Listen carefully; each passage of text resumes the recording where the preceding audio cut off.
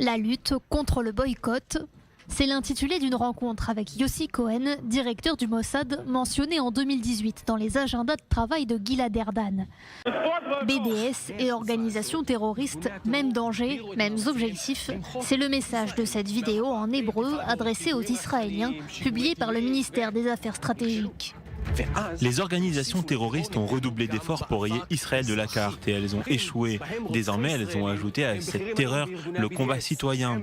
Les terroristes, et parmi eux des assassins, habitants d'Israël, sont aujourd'hui des cadres du BDS. Le boycott est interdit. Est-ce que je dois vous rappeler qu'en 1938, on a commencé à boycotter les magasins juifs, c'est la nuit de cristal, ça fait exactement, donc aujourd'hui on est à 80 ans, on a commencé à boycotter des magasins de juifs. Aujourd'hui, le nouvel antisémitisme, c'est l'antisionisme. C'est pas moi qui l'ai dit. C'est Emmanuel Macron, c'est Manuel Valls, c'est beaucoup d'autres leaders politiques français, et c'est la réalité. Il y a 2 semaines, le Bundestag, le Parlement allemand, a voté à une très large majorité une résolution donc qualifiant d'antisémite le mouvement BDS, donc le mouvement qui appelle à boycotter l'État juif. Eh bien, je pense que c'est un exemple à suivre. C'est la première fois que ça se passe dans un Parlement national en Europe.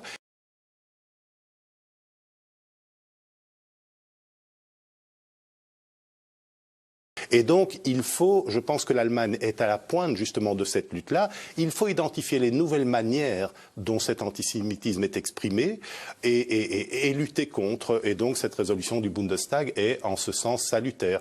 Des individus déguisés en activistes des droits de l'homme pour récolter des fonds qui finissent dans les caisses des organisations terroristes. Ce sont eux que dénonce cette campagne anti-boycott d'Israël, avec un slogan « Luttons contre l'hypocrisie et les mensonges du BDS ». Le message, déclamé par l'animateur Avri Gilad, très populaire en Israël, nous répliquerons sans attendre. Pour cela, le site 4IL du ministère des Affaires stratégiques appelle les Israéliens à relayer massivement les vidéos et les informations qu'ils publient. Cette campagne anti-BDS sera visible sur les réseaux sociaux, les sites d'information et ailleurs sur le web. Plus qu'un simple briefing, des sources proches de Gilad Erdan affirment que le ministère des Affaires stratégiques coopère bien avec le Mossad. Dans ses agendas datés de 2018, il est également question de rencontres avec le chef des renseignements du NSC, le Conseil israélien de la sécurité nationale, mais aussi de nombreuses réunions dédiées à la création d'une société privée, en partie gouvernementale, appelée Concert. Son but, combattre les campagnes hostiles à Israël sur les réseaux sociaux et sur d'autres plateformes. Pour y parvenir, cette organisation s'est vue allouer l'équivalent de 30 millions d'euros l'an dernier par le gouvernement israélien. Le ministère israélien des Affaires stratégiques a intensifié son combat contre le BDS ces derniers mois. 30 comptes de levée de fonds pour le BDS ont notamment été fermés. Le ministère, chapeauté par Gilad Erdan, assure que plusieurs étaient liés au Hamas et au djihad islamique. Il y a un seul pays au monde sur lequel on veut mettre une étoile jaune.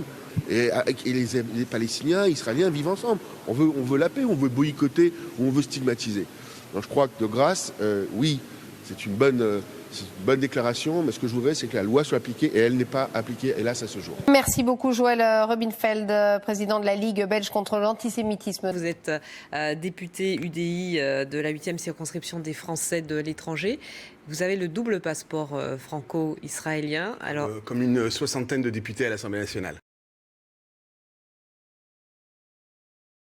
Partout dans le monde, quand il y a un vrai débat démocratique sur cette question, on admet que les citoyens peuvent prendre une position de boycottage. Et la vérité, et c'est là où c'est un peu gênant, la vérité c'est que de nombreux appels au boycott traversent l'histoire, et même l'histoire la plus récente. Vous avez eu des appels au boycott contre les Jeux, le mondial du football, je crois, en Russie. C'est tout récent, là ça ne pose aucun problème. Vous avez eu des appels au boycott contre la Russie aussi à cause des problèmes de Tchétchénie. Vous avez eu des appels au boycott dans un certain nombre de pays. En Chine, au moment des Jeux Olympiques chinois, vous avez des gens qui signent des textes contre le BDS qui ont appelé au boycott des Jeux Olympiques chinois à cause des questions tibétaines. Donc ça veut dire que c'est un mode d'expression démocratique justifié. Simplement pour Israël, voilà qu'on fait une exception. qui, à mon avis, n'est pas justifiée. On a le droit de critiquer, les citoyens doivent avoir le droit de critiquer la politique d'un État, du moment qu'ils le font par des écrits, du moment qu'ils ne le font pas avec violence, du moment qu'on est dans un système démocratique, et on doit pouvoir le faire.